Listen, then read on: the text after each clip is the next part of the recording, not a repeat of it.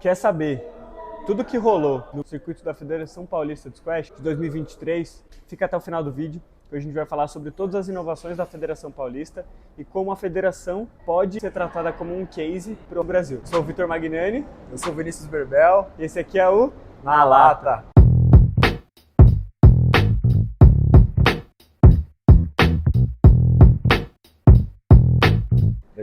Tô aqui com o Vinícius Berbel, dispensa apresentações, é o Raio, né?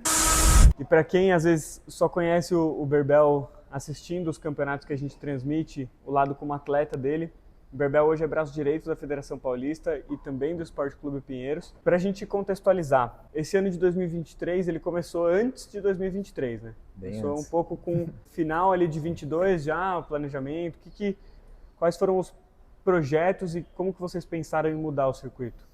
Bom, primeiro eu entrei na federação na metade de 2022, mais ou menos, mais para ajudar o Valtinho, porque eu estava aqui no Pinheiros, eu vi ele precisando de ajuda em várias coisas diferentes.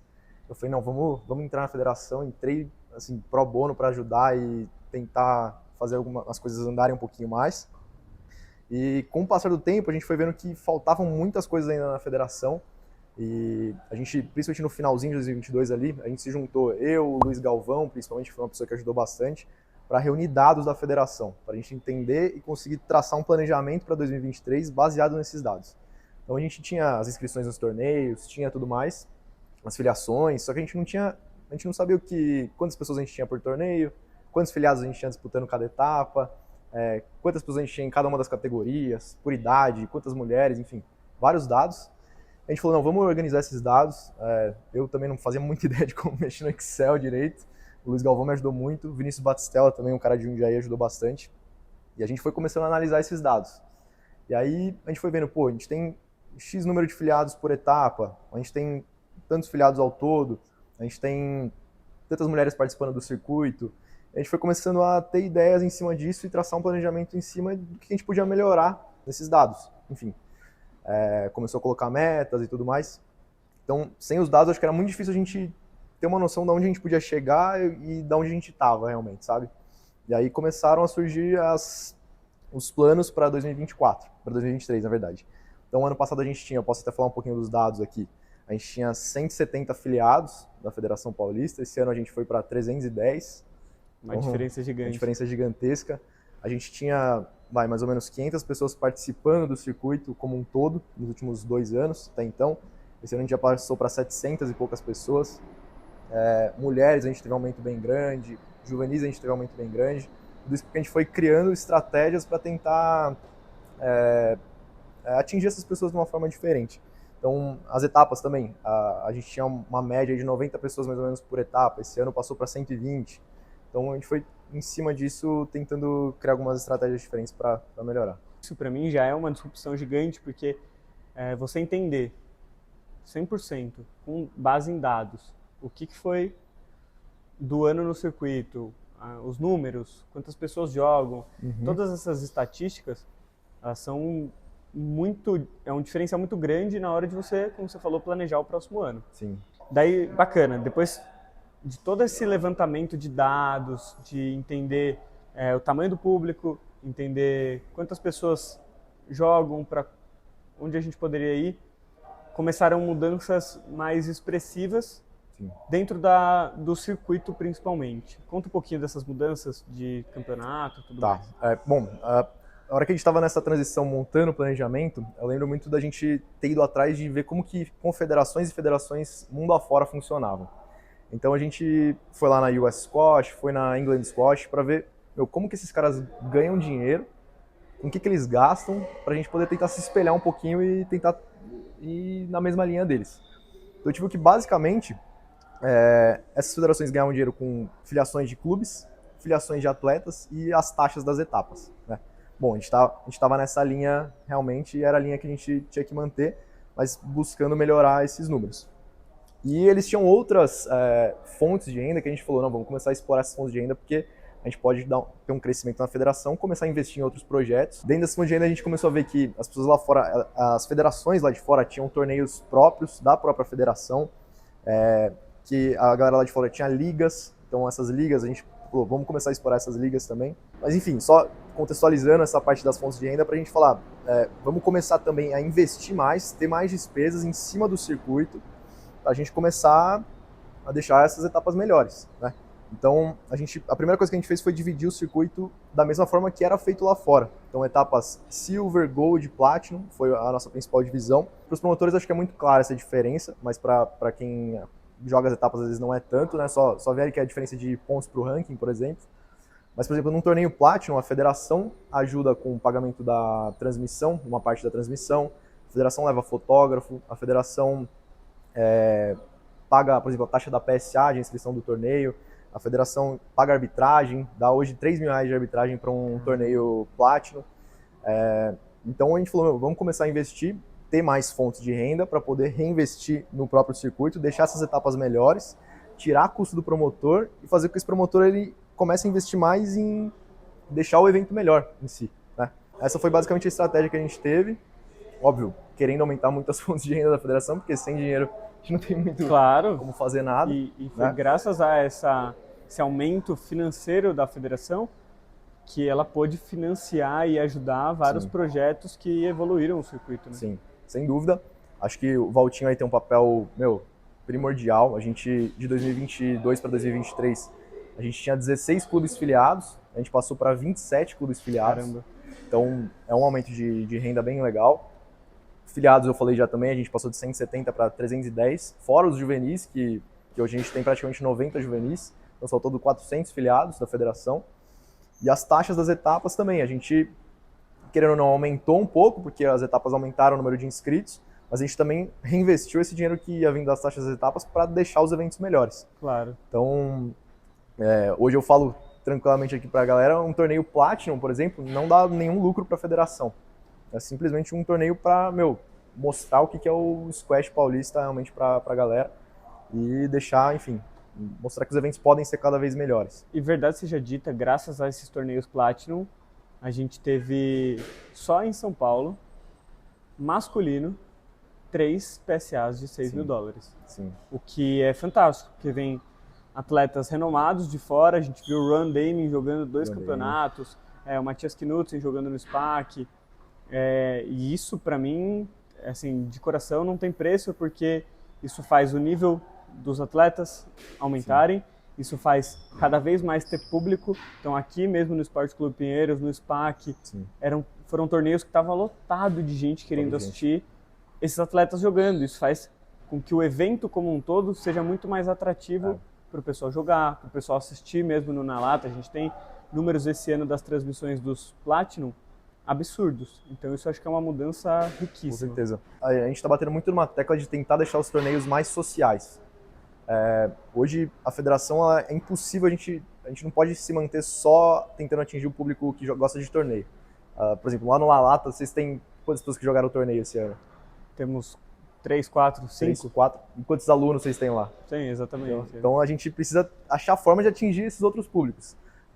E a questão do profissional é uma delas. Eu acho que a própria presença do Na Lata, a presença de um fotógrafo, a presença de ativações e o próprio incentivo que a gente vem dando para os promotores para eles cuidarem mais dessa parte social, tem tornado os eventos mais sociais. A gente tem, às vezes, conquistado pessoas que não gostam tanto de participar de torneio a participarem dos torneios também, né? Então, esse lado, é primordial. Acho que as etapas profissionais foram de suma importância para isso. E dentro dos eventos Platinum, um dos requisitos é realmente ter uma etapa profissional junto. Então, todos os promotores que escolhem para fazer um torneio Platinum na federação são obrigados a realizar um torneio profissional masculino e feminino junto. Acho que para o circuito, para os jogadores atletas brasileiros em si, isso foi, sensacional. O Diego mesmo fala direto que ele não precisava viajar todo ano para poder jogar etapas. Esse ano ele conseguiu jogar no Brasil. E aí, pro ano que vem já tem um calendário bem recheado também. Eu vi, tá? Inclusive tem etapa no Na Lata. Etapa no Na Lata ano que vem, etapa no interior, enfim. Mas, muito legal mesmo. Então, e aí, bacana. Aí passamos desse formato de dividir o tamanho do campeonato entre Platinum, Gold, Silver, e a gente entra em algumas outras inovações. A gente teve alguns eventos próprios da Federação Paulista, como você disse, inspirados lá fora, no que funcionava lá fora. Teve o FPS League, FPS Finals, Teve o FPS Doubles e o FPS Masters também, que foram eventos em conjunto com academias, mas foram eventos novos da federação também. E para o ano que vem a gente pretende aumentar esse número de eventos próprios da federação. Legal. Né? A gente está dando tanta opção dos próprios promotores deixarem a organização do evento com a federação, mas a gente também pretende fazer o SP Open ano que vem, que é algo bem legal, que é uma etapa profissional grande. A gente vai tentar fazer um evento gigante, que vai provavelmente ser junto com o Finals, inclusive. Que legal. A gente quer aumentar o League Finals e a gente quer levar o Squash para mais lugares além de São Paulo. Né? A gente vê que hoje, seguindo nessa linha das etapas serem mais sociais, eu acho que o interior é muito legal nisso. Porque a gente foi esse ano para Porto Ferreira, por exemplo. É uma família, cara, todo mundo. É muito da hora, todo mundo joga o torneio, aí todo mundo sai para jantar depois, está todo mundo meio que no mesmo hotel ali. Então, as etapas no interior são muito legais por conta disso, dessa parte social. E eu acho que a gente pretende também expandir as etapas paulistas para o interior. Isso é uma coisa muito importante. Então, a gente teve esse ano etapa lá no Manu Squash, teve etapa em Porto Ferreira, a gente pretende fazer o Campinas Open esse ano, próximo ano, né? E talvez algumas outras etapas no interior, Santos Open, Jundiaí Open, Ribeirão Open, enfim, levar o nome da cidade, um evento que vai ser num clube legal. A gente tem agora a Hípica de Campinas filiada, que é um clube muito legal que a gente pode utilizar para isso. Então essa expansão também vai atender o interior com certeza no ano que vem. Pô, que bacana. Eu acho que tudo isso só faz, como você disse, atingir mais pessoas que já jogam, mas que ainda não têm essa relação que, por exemplo, nós que estamos aqui temos com a federação. Essas pessoas, elas ainda não têm essa relação de proximidade com a federação. E à medida que a gente vai alcançando esses lugares, então tendo etapas, as pessoas, por exemplo, a nossa ideia também de trazer a etapa para o Na Lata foi justamente para que a nossa galera, quem está lá com a gente no Na Lata, veja como é legal o torneio da federação, participar, faça amizade, jogos mais intensos, mais disputados e queira, de fato, fazer parte do circuito como um todo. E aí... Acho que nessa linha que você falou, só interrompendo um pouquinho, claro. A própria liga foi uma estratégia da federação em cima da gente atingir públicos que a gente não atingia antes. Então eu vou dar um exemplo de Jundiaí, que é de onde eu sou. Cara, a galera de lá normalmente não consegue vir para torneios, é muito difícil vir para torneio em São Paulo, tem meia dúzia ali no máximo que já jogou um paulista. Mas, cara, quando a gente levou o time da Squash Wall, do Paineiras, para jogar lá no clube, cara, a galera se juntou, uma galera que não jogava torneio jogou representando o clube, e a gente conseguiu atingir essa galera. E aqui mesmo em São Paulo, o próprio Paulistano, Paineiras, são clubes que não tem tanta gente jogando no circuito, mas tem muita gente querendo jogar a liga e representar o clube. Então foi até um jeito da gente chegar e conseguir atletas filiados de outras formas que não só atletas que estejam interessados ali em conseguir um desconto numa etapa, por exemplo, né? A gente está chegando cada vez nesses públicos dos clubes e pretende chegar com outras estratégias também, cada vez mais. Né? E agora eu vou te colocar numa saia justa. Nessa linha do FPS League, com os clubes, a gente sabe que não só na cidade de São Paulo, mas no estado de São Paulo, a gente tem clubes enormes. Você citou o exemplo até da Hípica de Campinas, que é fora da cidade de São Paulo, mas que é um clube enorme. Você não acha que tem espaço, você também como atleta profissional, para cada clube desse, para jogar um FPS League, apadrinhar um atleta profissional ou, entre aspas, contratar um atleta profissional para representar o clube? Sim. Hoje, até na reunião que a gente teve de clubes e academias recentemente, esse foi um tópico levantado. O próprio Diego estava na reunião e levantou esse tópico. E é um tópico que já está em pauta totalmente. A gente quer introduzir os atletas profissionais nas ligas, até porque isso é uma coisa que é muito feita lá fora e muitas vezes os atletas recebem para poder jogar. Isso ajuda muito no orçamento do atleta. Ajuda totalmente no orçamento do atleta a participar e até os atletas ter mais partidas, porque muitas vezes o atleta só joga no torneio ali. E aqui dentro de São Paulo a locomoção ainda é complicada. A gente tendo o atleta podendo jogar uma liga, aumenta muito o número de partidas que aquele atleta está fazendo, né? Então a gente pretende sim. Eu vou dizer que não é muito fácil, porque muitos atletas ainda provavelmente não vai começar de forma paga. Claro. Né? Isso não vai começar de forma paga. Tudo tem um começo. Tudo tem um começo. Então a gente quer introduzir de alguma forma. Talvez a gente estava com a ideia de introduzir isso no League Finals. Então, na final da liga, cada clube ter lá seu atleta profissional e vai ser uma categoria no League Finals. Esse é um exemplo que a gente está analisando para ver se faz sentido. Mas isso sem dúvida vai acontecer, tá nos planos e vai acontecer, sem dúvida nenhuma. Pô, que bacana. Agora, passando pro fim de ano, onde a gente teve, dentro do FPS Finals agora, várias caras novas que galgaram no ranking, participaram o ano inteiro, tivemos uma festa de encerramento muito bacana. E até para a gente pensar um pouquinho e linkar com o próximo ano, já que esse ano teve muita inovação, o que a Federação Paulista está imaginando para o ano que vem e como que talvez os clubes de fora, as federações de fora, também poderiam de alguma forma adaptar algumas das coisas que acontecem aqui. Tá. Ó, eu acho que um ponto muito importante é o que a gente falou no começo, de você ter os dados, né? Você precisa ter os dados dos seus atletas, você precisa saber quantos atletas de cada academia jogam por etapa, quantos atletas são filiados que jogam por etapa, quantas mulheres, para você poder criar as estratégias em cima disso. Eu acho que é muito importante a gente ter processos também. Então hoje a gente tem um processo para cada torneio. Cara, a gente vai ter um torneio no Na Lata, 45 dias antes a gente vai chegar para você e falar, ó, Vitinho, você quer que a gente faça o cartaz do seu torneio, quantas quadras você vai ter disponível, qual o horário, você vai querer que a gente leve a quadrinha inflável da federação lá para você ter ativação com criança. Enfim, tem uma série de coisas que a gente pergunta. 30 dias antes sempre a gente está abrindo as inscrições, a gente faz uma divulgação agora corpo a corpo muito maior do que era feito antes, então até por conta dos dados a gente consegue. Antes, cara, a gente jogava, abriu a inscrição, a gente jogava o cartaz no grupo lá do Splash Paulista, que era o grupo que tinha, né? Hoje a gente tem a base de dados com, quase 1.000 pessoas que a gente manda para todo mundo pelo WhatsApp o link da inscrição ali. Então, acho que todas as federações têm que traçar um plano em cima disso, ter uma comunicação eficiente com seus atletas e com toda a base de dados, ter processos para os eventos, então tal dia vai abrir inscrição, tornar isso um padrão. Ó, 30 dias antes de abrir a inscrição, 15 dias antes a gente vai fazer outra postagem falando que alguma coisa legal sobre aquele evento, a gente vai postar que vai ter o Na Lata presente no evento, vai postar que vai ter o fotógrafo, que vai ter a etapa profissional e criar essa divulgação em cima disso e tornar isso um padrão, mesmo dentro daquela federação, né? Até depois das etapas, tem uma atualização de um ranking feita de uma forma constante, certinha, ranking de clubes e academias, ranking de treinador, enfim, todo esse processo. Eu queria aproveitar o que você falou agora, que achei muito interessante esse lance das divulgações pré-torneio também, mostrar o que vai ter e tudo mais.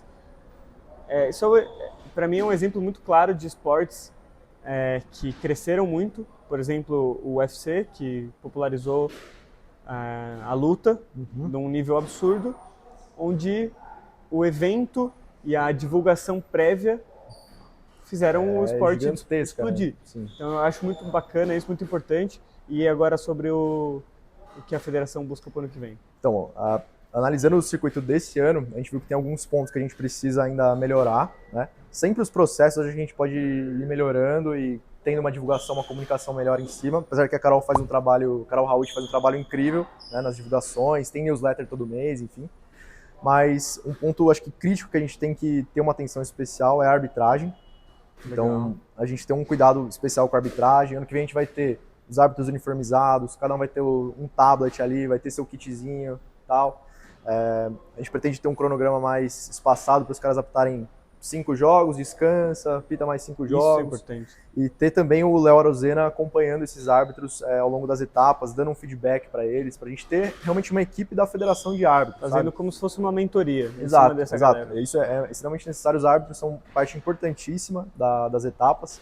E aproveito até para falar que os próprios atletas muitas vezes não têm essa sensibilidade com os árbitros, né? Às vezes tratam mal o árbitro, mas, cara, os caras estão ali das 9 às 10 da noite. Não, é muito cansativo. E o que você falou dos 5 jogos, para mim, faz uma diferença gigante. Então a gente precisa ter uma mudança realmente da postura com os árbitros, acho que isso é muito importante. Outra coisa que é importante também, hoje no Brasil como um todo a gente não tem critérios para subir ou descer de categoria, né? Essas categorias sempre foram meio subjetivas, então a gente meio, esse cara, eu acho que esse cara é um quinta classe, ele vai ali na quinta classe, esse cara é um quarta classe, vai na quarta classe, e com isso a gente tem muitas pessoas fora da categoria real, né? Isso acontece principalmente no Campeonato Brasileiro, que, cara, vem gente de todos os lugares do Brasil, a gente não sabe se esse cara é um quarta classe ou não, então a gente está procurando maneiras de tentar deixar isso um pouco mais justo e um pouco mais objetivo, né? Aí entra o Squash Levels, que é uma plataforma que está surgindo aí, que a gente está tentando trazer para o Brasil de uma forma que possa ajudar a gente nisso. Bom, além disso, a gente pretende também para o ano que vem melhorar um pouquinho os processos dos torneios em si. Então, o que eu falei já, que a gente tem essa divulgação toda dos torneios, o processo do torneio em si ele ainda tem um pouquinho de amadorismo, vou dizer assim. Então, a pessoa vai lá, preenche um formulário de Google para se inscrever, aí faz o pagamento, tem que mandar o comprovante para outro número, esse número a galera vai lá, controla numa planilha os pagamentos, aí tem gente que não paga. Muito manual, né? É muito manual, a gente perde muito tempo que a gente podia estar gastando em outras coisas fazendo esse trabalho manual. Então, a gente pretende, pro ano que vem, começar a usar uma plataforma de torneios que tenha toda essa parte integrada, desde a inscrição até o pagamento, que a gente consiga ter uma liberdade maior para abrir a inscrição um pouquinho mais cedo, para a gente ter um preço especial para quem se inscrever com um prazo maior antes, e acho que isso vai deixando a coisa mais profissional, né? Com certeza. Aí, bom, além disso, a gente também tem os nossos eventos tradicionais, né? A gente pretende fazer cada vez mais eventos pela federação também, acho que isso é um ponto legal. Então, a federação organizar os eventos e ter os patrocinadores. E o SP Open que você falou. O SP Open. A federação ter os próprios patrocinadores, conseguir usar esses patrocinadores para organizar os eventos. Então, vocês podem esperar esse ano aí o próprio Campeonato Brasileiro, né? Que vai ser aqui em São Paulo, vai ser organizado pela federação. O SP Open, que provavelmente vai ser junto com o FPS Tour Finals, vai ser uma etapa profissional gigantesca. A própria liga a gente pretende expandir, então ano passado foi um experimento, né, que a gente fez ali, né? Piloto que a gente fez, durou 2 meses, foi meio corrido, a gente teve que caçar a galera para poder jogar. Tiveram 14 times, então foi bem legal, mas a gente pretende ter um período maior de disputa, para as coisas andarem um pouquinho melhor, não conflitar tanto com os calendários dos torneios também, né? É isso. Cara, que aula, sinceramente, que aula, inovação, ideia boa, colocar tecnologia, unir a galera, aumentar a base, analisar dados. Sim. Cara, isso é o que é um pouco, mas muito importante do que o esporte precisa. Sim. Então, acho que se a gente consegue também levar isso para outros lugares do Brasil com esse trabalho mais profissional, mais organizado, com mais processos, eu acho que a tendência é o Brasil como um todo se fortalecer. Crescer, sem dúvida nenhuma. Inclusive, galera, comenta aqui, se você é de outro estado, o que rola no seu estado que você gosta pra caramba, no circuito, na federação, até pra gente também no Na Lata dar moral e divulgar para os outros lugares os estados que a gente tem menos contato. Que às vezes a gente está deixando de falar de algumas ações legais que rolam em outros estados, justamente porque a gente não está no dia a dia. Então comentem aqui que a gente vai também dar moral para essa galera. E assim, até para a gente ir caminhando um pouco para o final aqui desse bate-papo, eu queria saber quais são os planos da Federação Paulista, dessa gestão atual da Federação Paulista, médio e longo prazo. Então, se vocês têm mais ou menos um tempo que vocês pretendem ficar, se vocês já estão olhando para a CBS também, que aí a gente sabe que também muita coisa pode crescer. Sim. Eu acho que nessa linha que você estava falando de como a federação vem trazendo inovação, trazendo coisas diferentes, isso passa muito pela mão do Valtinho. Preciso comentar isso aqui, porque, cara, ele que dá oportunidade para todo mundo ter alguma ideia, vamos fazer. Ele abraça, ele vai com você até o final, e eu não conheço ninguém mais apaixonado pelo squash do que ele, e querendo fazer a coisa dar certo, né? O Na Lata. Então, as portas que ele abriu para as transmissões do Na Lata, também a gente não tem nem palavras para agradecer o Valtinho, porque desde o começo o Valtinho falou assim, vamos lá, vamos transmitir as etapas, vamos fazer pensar em alguma forma para vocês transmitirem mais etapas, para a gente mostrar mais o squash para a galera. E aí tudo começa a andar, né? Tudo começa a se encaixar e, cara, o Valtinho tem uma capacidade de trazer pessoas para a federação gigantesca.